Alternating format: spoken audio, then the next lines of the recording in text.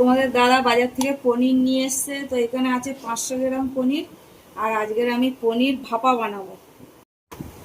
পনির ভাপা বানানোর জন্য আমি নিয়েছি এখানে 1.5 চামচ সাদা সর্ষে, 1.5 চামচ কালো সর্ষে, 2 চামচ পোস্ত আর নারকেল আর কয়েকটা কাঁচা লঙ্কা। এটা 500 পনিরের জন্য। আর নিয়েছি 100 গ্রাম টক দই। পনিরটা আমি হালকা একটু ভেজে নেবো, তার জন্য গ্যাসে কড়াই বসিয়ে দিলাম। দিয়ে দেবো তেল, দিয়ে দিলাম একটু নুন, দিয়ে দেবো একটু হলুদ। তেল গরম হয়ে গেছে, এবার পনির ভাজার জন্য ছেড়ে দেবো। পনিরগুলো কিন্তু আমি হালকা করে ভেজে নিয়েছি, এবার উঠিয়ে নেবো। এই যে এরকম হালকা করে ভেজে নিয়েছি পনির ভাপা বানানোর জন্য আমি এখানে একটা টিফিন বক্স নিয়ে নিয়েছি। আর টিফিন বক্সের মধ্যে ওই বেটে রাখা পেস্টটা দিয়ে দেবো। সব কিছু যে বেটেছি, সর্ষে, পোস্ত, নারকেল, টক দই সব একসাথে আমি পেস্ট করে নিয়েছি।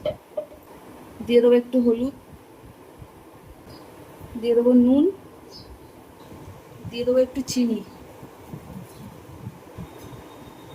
দিয়ে খুব ভালো করে একসাথে সব মিক্স করে নেব।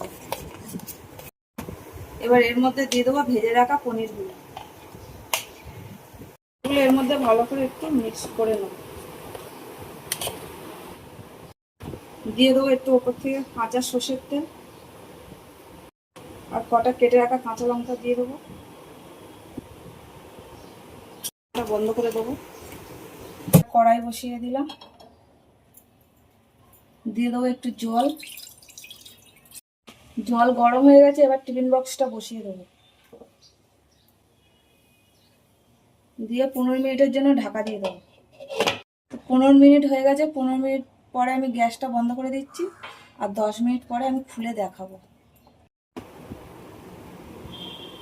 তো দেখো আমার পনির ভাপা কিন্তু একদম হয়ে গেছে।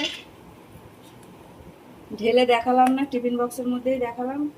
ঢাললে পরে ঝাঁঝটা চলে যাবে, সেই জন্য দেখালাম না। তো আমার ভিডিও যদি তোমাদের ভালো লাগে, লাইক করো, কমেন্ট করো, শেয়ার করো। আর তোমরা সবাই ভালো থেকো। টাটা।